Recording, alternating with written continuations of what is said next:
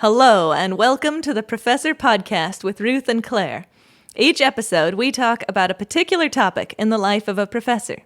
Ruth is a visiting professor at a large university in Ireland, and Claire is an associate professor at a primarily undergraduate university in Northern California.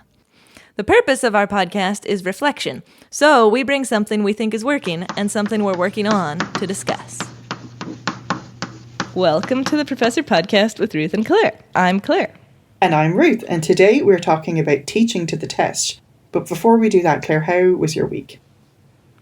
My week was good. I guess two things. First, I have a cold, so apologies in advance for clearing my throat dramatically if I do that throughout I look forward to that. You're just like the person who is the least looking for attention ever, so I'm excited to hear how that will go. And then the other thing I guess I wanted to mention is I've been doing this thing that I'm calling focus time, which is so awesome. You know what I've realized is that, I mean, obviously trying to work on a project, there are interruptions, and naturally that happens sometimes, but I realized how many interruptions I'm doing to myself. You know, I'm like on a roll, and then I'm like, oh, perfect time to check my email or whatever, you know? Yeah. And so anyway, I have this hat. I'll demonstrate it to you. Oh my goodness! Wow. Okay. Video chat. This is my focus time hat or my thinking hat, and so it lets Ralph know, but it also lets me know that right now I've decided I'm working on whatever it is I'm working on. It's kind of like going to a coffee shop. You know, I've talked about liking going to coffee shops before, and then I feel like I go to a coffee shop to work on something specific. And so it's really clear to myself that that's what I'm doing. And so now I have this hat that's reminding myself that I've chosen to work on something specific. Yeah. Well, I think, did I tell you on here? I can't remember, but I had an experience a while ago where I went to the library and was working there for the morning. And I got so much more done because I was like, well, I'm here at the library. And no one is really going to look over my shoulder and be like, why are you checking if they have your size and shoes in this You know what I mean? Like, no one cares. But for some reason, it felt less like I could go do random stuff on the internet. So, yes, totally. Yeah. Here you are at the library. You're doing whatever it is you went to the library to do. Yeah, exactly. Yeah, totally. So what about you? How was your week? My week was good, and something happened that kind of made me think about what we're going to talk about. Interesting. So at the moment, it is Seachtain na Gaeilge. I don't know if is it true that it's this week, but it's St. Patrick's Day today, and it is so Seachtain na Gaeilge. They really try and do a lot more promoting of the Irish language and stuff coming up to St. Patrick's Day. So there's a lot more events in school, and there's just all sorts of things going on. So they had something in school where anytime they used Irish phrases to the teacher, they would get tickets, and then they could go to the shoppa or the shop and cash in the tickets and buy Play-Doh or fidget spinners or whatever. And my eldest daughter is really anti-speaking Irish. It's a lot more difficult for her to come at the age she was back here and then start speaking Irish from scratch. And it was easier for the younger one because everyone was at a more baseline level. So anyway, my eldest has just been I hate it. But this week she's been into it in a big way because she wanted those tickets for the shop. And it just kind of got me thinking about sometimes as educators, we get very frustrated about people doing things for different motivations. But then, I don't know, sometimes it's whatever gets you over the barrier and engaging with something. And she was having a blast and super into going to the shoppa to catch in her tickets and trying out. She was asking me how could I say this? Which of course that's limited returns to ask me Irish questions. But anyway, she was so it was kind of cool. So anyway, it just made me think about. Awesome. That's anyway. Super cool. I love that. It's such a good point that, if this makes learning Irish fun for her, then it's really effective and fantastic. And, I love it. Well, I think when I was a kid, learning Irish was really boring in school and I absolutely hated it. And there was a bit of a sense of your forebears died for you to be able to speak this language. You're like, God, that's right. And now I'm oh, great, they just have a shop. Yes, totally. And it's yes, and it would be great if everybody just had a love, so anyway, I think it's it's what we're talking about today. So anyway, tell me, do you have a quote? Because you had one. I do. For today, yes. So I was trying to go back to our roots with Harry Potter, and so I was like, Oh. well, let me look up their big standardized tests, the OWLs. Oh, and I couldn't really find anything about teaching to the test, but I did find this hilarious quote that, even though it's kind of unrelated, I wanted to share anyway. Ernie Macmillan had developed an irritating habit of interrogating people about their study habits. How many hours do you think you're doing a day? He demanded of Harry and Ron as they queued outside herbology, a manic gleam in his eyes. I don't know, said Ron. A few? More or less than 8? Less, I suppose, said Ron, looking slightly alarmed. I'm doing 8, said Ernie, puffing out his chest. 8 or 9. I'm getting about an hour before breakfast each day. 8's my average. I can do 10 on a good weekend day. I did 9.5 on Monday, not so good on Tuesday, only 7.25. Then on Wednesday... Harry was deeply thankful that Professor Sprout ushered them into the greenhouse at that point, forcing Ernie to abandon his recital. And so anyway, I just loved that. And like, Funny. did you have that kid in your class? Because I sure did. Oh, sure. Oh, yeah. Why is there always one? And like, yeah, anyway, but it's such a like trying to have some arbitrary metric that you can reassure yourself that you're doing what you should. Yeah, I can relate. Exactly. It's something to cling to. Like, what, I don't know, how much am I supposed to study? What am I supposed to study? Well, at least if I'm doing 8 hours, it must be okay. Yeah. Totally. Yes, and I can relate, but that kid always stressed me out so much. So, anyway. Totally. Cool. So, So what are we talking about today, Ruth? So today we are talking about teaching to the test. And sometimes, so I'm thinking about this in a few ways, because one thing that is a big factor in Irish education is that we have these state exams, not the OWLs, but the Leaving Certificate. And it's 3 weeks in June, and at the end of school, this is what you take. And then for those exams, you get a number of points, and that's the only information the universities get in terms of whether you get into college. It's like not your name, anything. High stakes. So it's really high stakes, and it's very stressful, and it's like an art form to study the exams and study past tests. And you buy booklets like of all of the tests that have been, and it's a huge thing. And so there's a lot of analysis of the test, and then there's a lot of push and pull between then often university professors being very frustrated that students arrive at university having memorized a lot of stuff and maybe not engaging with things in the way they would like, or maybe not having the skill set they would like. But then it feels really unfair to say that about the students, because that's how we get them into university, is they perform well in these exams. And it's this sort of tricky chicken and egg, right? Because, and so when is it okay to just say, yeah, I'm teaching to the test. Like, this is the test. Here is how you should pass the test. And then, I don't know. So I think, and then it's very different when I think about my time in Humboldt, because we were writing the tests. So that was a different situation. Yes.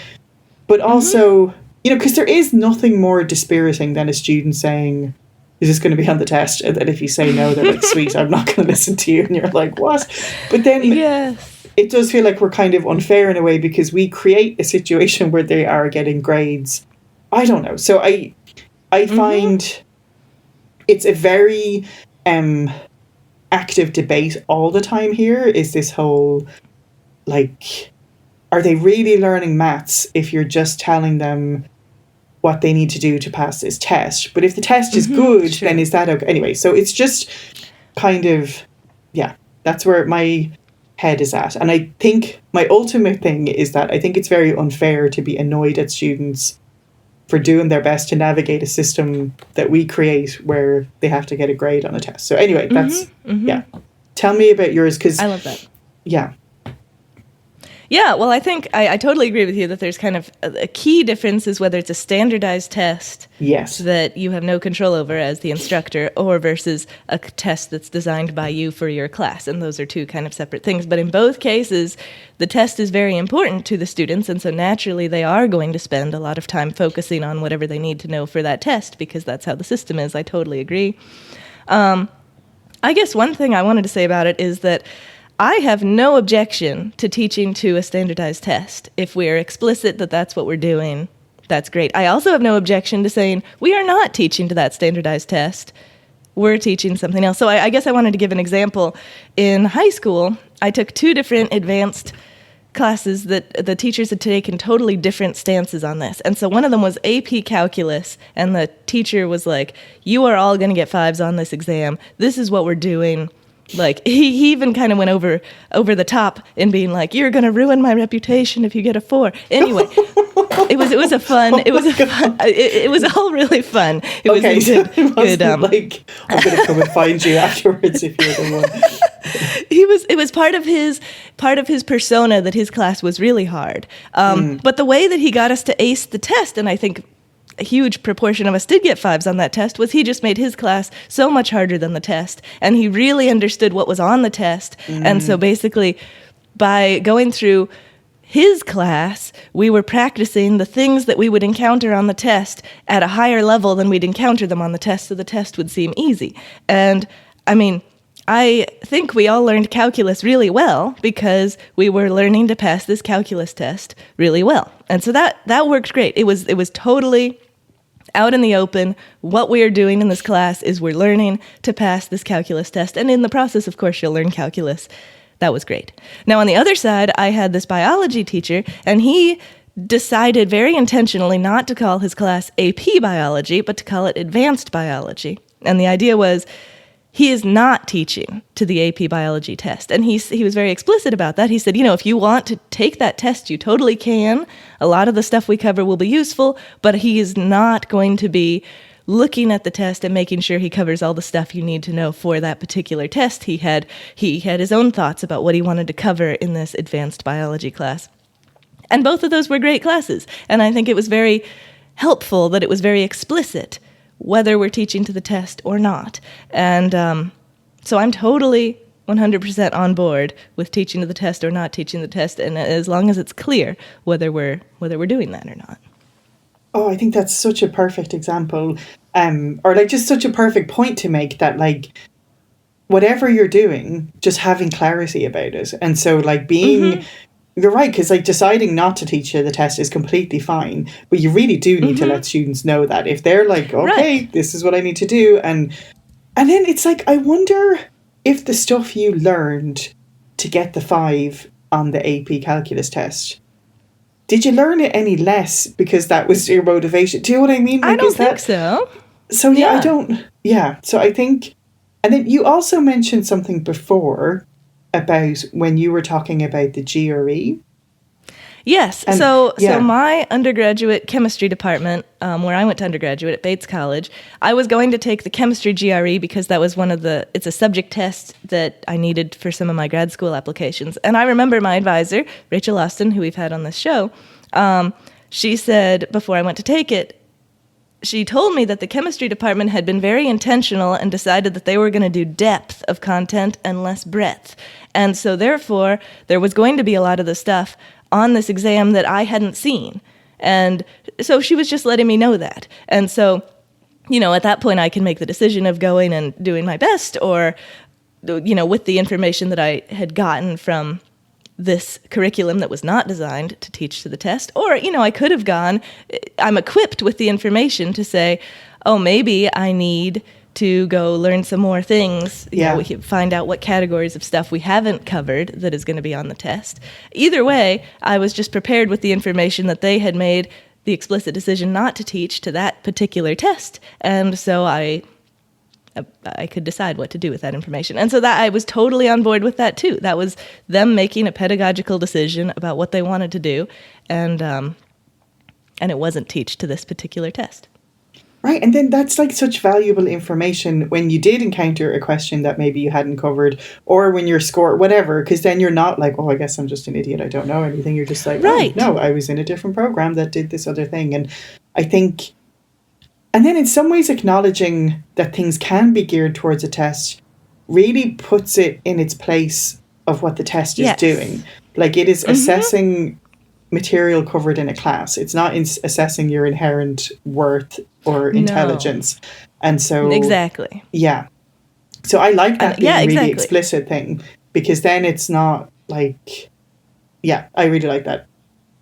Yeah, and I guess I'll just say one more. I remember in high school, I went to a great high school in Connecticut, and when I was there was a standardized test on writing an essay, and they were very explicit with us. This test is asking you to do the standard 5-paragraph essay, and here's how you write the standard 5-paragraph essay, and so you're just going to bust that out really easily following this structure. And that's totally fine. I have no problem with learning how to write this structure of an essay, and then, separately we can also learn more creative approaches, but we're learning this task, and that's what's being tested on. And you're right, it's so much nicer to know this is what is being tested on. It's not assessing anything other than that. It's not assessing my creative writing skills. It's not assessing me as a person. It's assessing, can I do this particular skill? And that's really nice to have that separated. Yeah, totally. And I think there's an element of pragmatism that we need to have. And again, it's so hard because I am like, sure, but then I'm like, but my students are going to really love physics when I'm done with it, whatever. But like, it's so hard because it is kind of privilege to be like, you could just waft around college being like, oh, what takes my fancy, or what really, is like, I feel enthusiastic about, when people are so busy and stressed and they have to make these pragmatic decisions about what they're going to focus on. And it's, yeah. So I think I earlier on would have definitely said teaching to the test is terrible and it's whatever. But now I just really, I don't know. I don't think that anymore. Well, let's get to the second category. We've been kind of talking about standardized tests for a while. What about when it's a test that you write yourself for your class? How do you feel about teaching to the test in that case? That's tricky, right? Because you're writing the test, so you could literally be like, we're just going to do these 3 things and everyone will get 100%. No, I'm kidding. But yeah, I think having, then it's like better assessments. And are you really assessing the skills you want your students to have? And then you can feel better about, not teaching to the test, but like that the test is doing what you hope it's doing, because... Exactly. Yeah. Yeah. I agree completely. Go ahead. Well, there's one thing here, and this is again about the standardized test, but sometimes people get frustrated, but and I might be misquoting this, so bear with me, but there is an exam where students have to learn a really high number of mathematical proofs. And so there is a bit of effort and gamification of what proof is going to come up and what probably isn't going to come up. But that is reasonable because there's just too many to memorize. Do you know what I mean? And you are assessing their ability to memorize. Or what, so I think better assessments, like if you really find yourself grumbling about this stuff too much, then you need to go back and think about what the test is doing. And I totally agree. Yeah, like, are you whatever the test is, you're setting up motivation to study for whatever the test is. So if you're not getting the studying you want, then the test needs to be adjusted. And of course, that's a big deal to adjust a big standardized national test. So in the Irish national tests, do they have a different one for different subject matter? Yeah, so there's like 3 weeks, and it's like there's such a huge combination. Most people do 8 subjects, but there's many different variations of what you can do. So there is like, there's 2 mathematics papers, 2 English papers, 2 Irish papers. So, and it's very intense. It is not, it's really tricky, right? Because pedagogically, it's not great. And then it's still, in some ways, is good because it's just tricky. The one thing is when you go into university, you can say, I know these students have been exposed to whatever topic because they all did this thing. So, yeah, it's mixed. But the thing with the... true. Oh, sorry, That's you go nice. ahead. Yeah, go ahead. The thing with the assessments, so like, say if you have a physics exam and you are telling students, yeah, you're only going to get graded on the correct answer, then you're definitely going to get really uptight students who want to know exactly what questions on the test so they can memorize how to do it.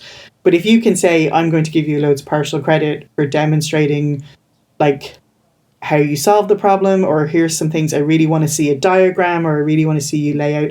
Like, those things are skill sets then that you're actually measuring. So I think they'll be more likely to engage with what you want them to engage with, which is like developing problem solving skills. Oh, I like that. So by telling them and by selecting intentionally how you're going to grade the test, you can direct them towards studying and practicing the things that you want them to practice. I like that. Totally. And then there is some things, right, that you need to have people memorize. And just being explicit about that and telling them, like, there's some, I don't know why. I still think I'm back on this, and we had this conversation where you don't actually make them memorize the periodic table, but that's what I was thinking of there. But, you know, there's some things that, like, you do want them to memorize. So just being explicit about that and, like, not, I don't know. Yeah.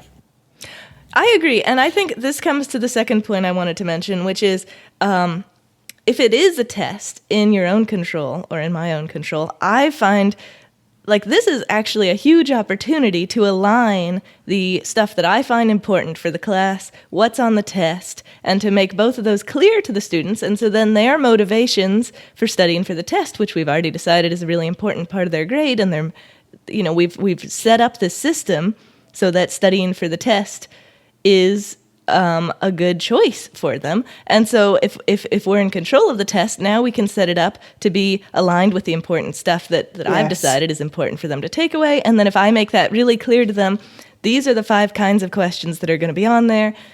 Here's how you practice them. We've been doing it in the homework. If it's all congruent, then there's no way they're not going to be studying the things that I want them to study, the things that I'm hoping they'll come away from the class knowing how to do. It's all aligned. So that's pretty exciting. So I still am bummed to hear the question, is this going to be on the test? It's really depressing. It's too bad. But I do try to think of it as like, I mean, I like to tell them there's going to be a solubility problem on the test. There's going to be a buffer problem on the test. I don't mind telling them that because I want them to practice how to do solubility problems and how to do buffer problems. And here's all the resources that I've given you for those categories. Start there. That's what I want them to do.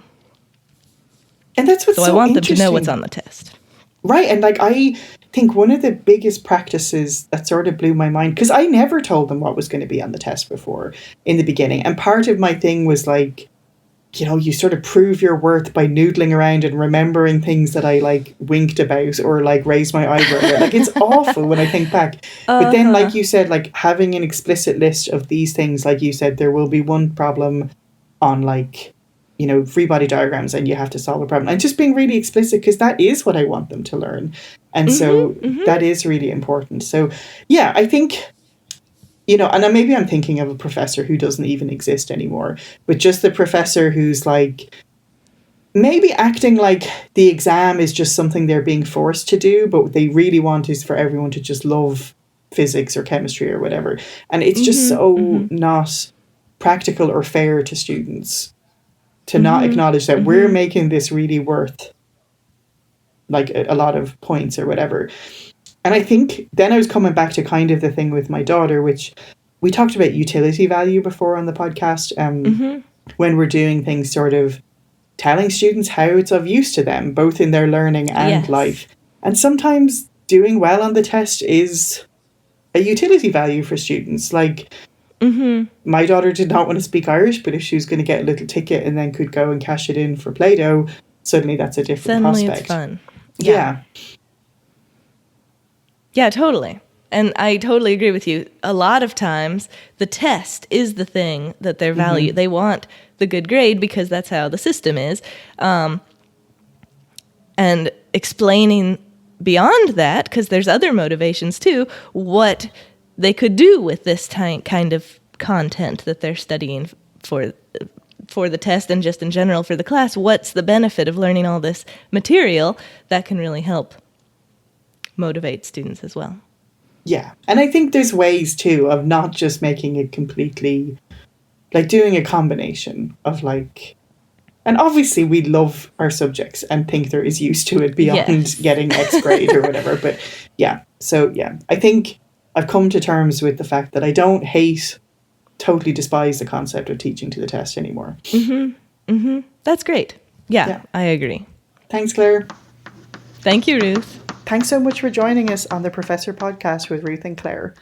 We're delighted to have you as a listener, and we would love to hear from you. And if you want to email us, our address is contactprofessorpodcast@gmail.com.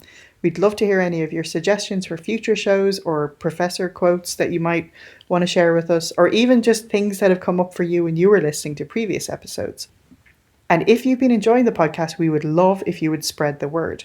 So the best way to spread word is by telling people you know if you think they should listen to it, or you can leave us a review wherever you listen to your podcasts. Thanks so much for joining us, and we'll see you next time.